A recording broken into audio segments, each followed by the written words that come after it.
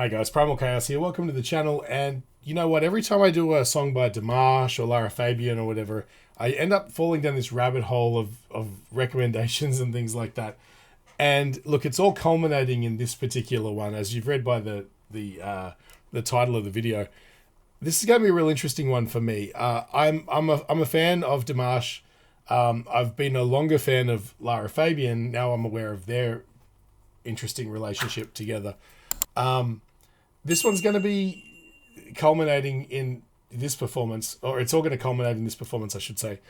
And I'm really excited to hear this because I have no context. I'm not familiar with the song. I'm not sure who Aida is. I'm assuming she's an opera singer. And so this is going to be really interesting to hear three, I'm assuming, intense powerhouses of vocals all coming together to perform what I'm assuming is a fabulous piece of music. So for those of you who are new, this channel sort of came about due to an interest I had in extreme vocals. Extreme vocals typically meaning intense, heavy vocals, extreme vocalizations, screams, growls, that sort of thing.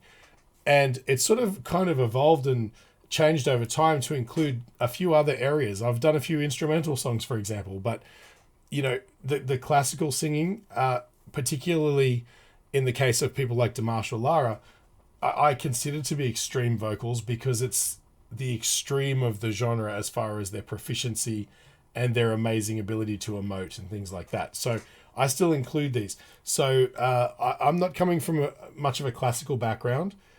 So things like the song choice and stuff like that is a bit foreign to me, but I'll do my best. Typically what I do is more of a reaction analysis, which is a term I read in one of my comments recently, where it's not unusual for me to stop the song and talk about what I'm hearing a little bit more than you're probably used to if you're just sort of jumping between reaction videos. So just be aware that might happen as well. Anyway, without further ado, I'm going to jump in. This is Dimash Kudaibergen, Lara Fabian, and Aida Garofalino. I tried my best, I'm sorry. Australian accent and all. And let's jump right in. Amo Cosi. На льду звезды фигурного катания. На сцене Лара Фабиан, Аида Гарифуллина, Димаш Кудайберген. You can already see the focus.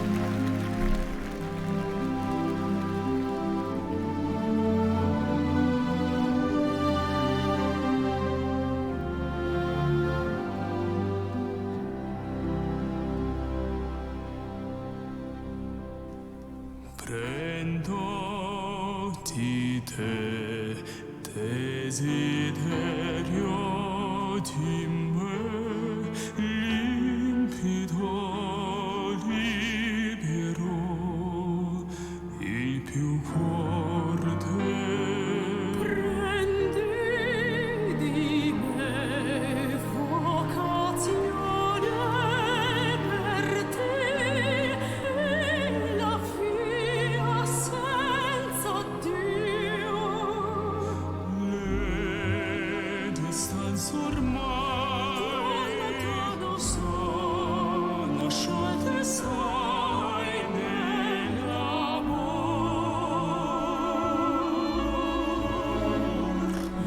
Dal maggiore il minore esplode quel che ho.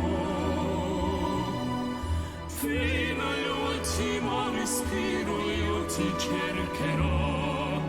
La sonorità delle tue metà, come poesia, melodia, vita mia. Okay, that seems like a good place to stop as any. Wow. Well, first of all, Aida, what a voice. Wow. Just stunning. I'm assuming she sounds like she's a soprano. I'm not hearing that sort of low resonance that you might hear from a mezzo, but I could be wrong. It's not really my area of expertise, but I mean, just a brilliant brightness to her tone. Excellent for like vibrato. All her technique is flawless. Let's just forget about talking about her. She's really, really good. But what's striking about that is like it's not typical that you get to hear so much, at least in the songs I've experienced, of Dimash's beautiful low resonance. Like he sounds like a low male vocal, right? It's, I guess it's a little bit less rumbly than you would hear if a singer who was, I guess, designed for that part of the register might have like a bit more rumble in their low resonance. But it doesn't in any way sound like it's taxing him to sing that low. And when you consider his entire range, it's magical. I've said this before. The interesting thing about Dimash isn't so much that he has a spectacular range. It's his ability to sound flawless in all of them. He sounds like 4 different singers. And that's the miracle of Dimash, right? So anyway, let's jump back a little bit so we get this transition. Lara is on her way. Here we go.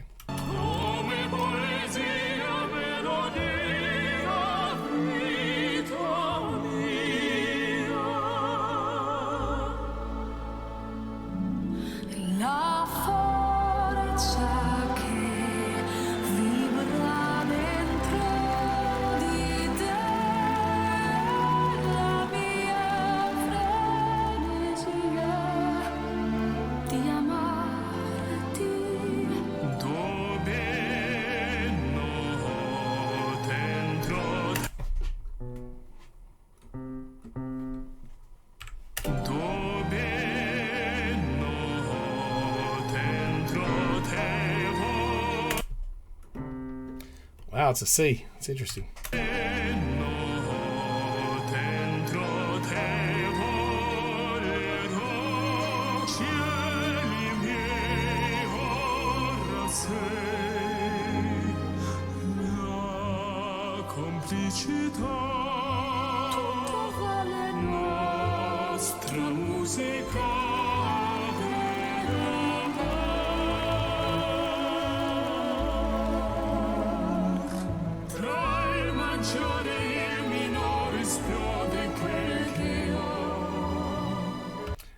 Could their voices complement each other more? Like, they're just so beautifully worked together. I mean, it's no accident. They're both incredibly talented and gifted singers, but it sounds like they were born to sing together. And knowing what I know about their relationship it's stunning. What's crazy about Lara is she sounds produced. Like, she just has this ability to sing with such beautiful compression and projection. There's like a sharpness to her tone, her timbre, that's so brilliant and bright. She's not operatic so much as, like, if you listen to Aida's voice versus hers, Aida has so much of that operatic influence as far as it's affecting everything that she does because she's singing in operatic style. Whereas Lara is, she's more classically trained, but on more of like a, I don't want to say like pop style because that seems very, very dismissive of her skill, but it's more less operatic, a little bit more just traditional singing, but she has this ability to sound like she's just her voice is processed, like it's so pitch perfect and just it's just I'm without words. She's just fabulous.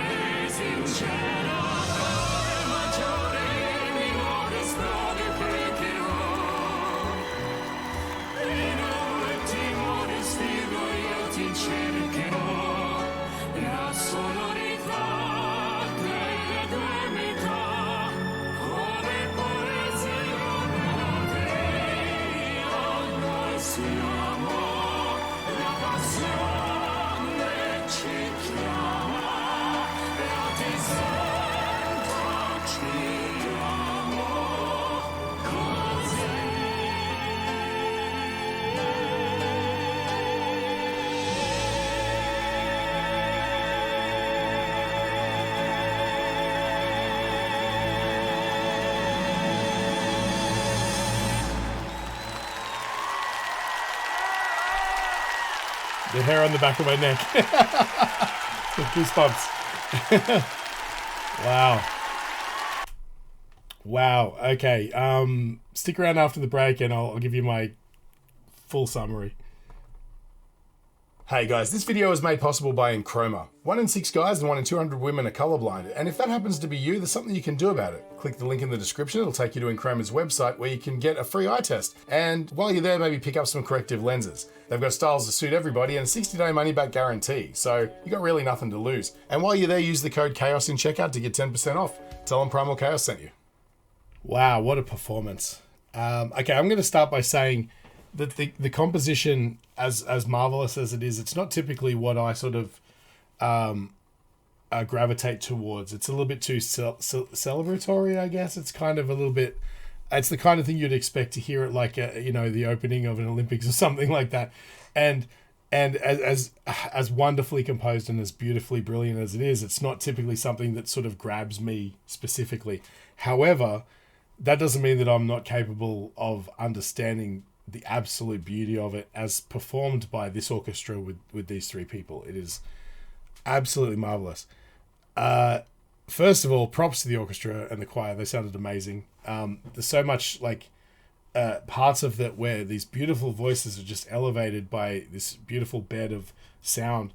One of the things I wanted to actually mention earlier when I was talking about how beautifully Dimash and Lara's voices blend is that in that part where they sort of go up to the high notes together, and they're so beautifully complementing each other, the orchestra was also, in a way, sort of cradling both of their voices.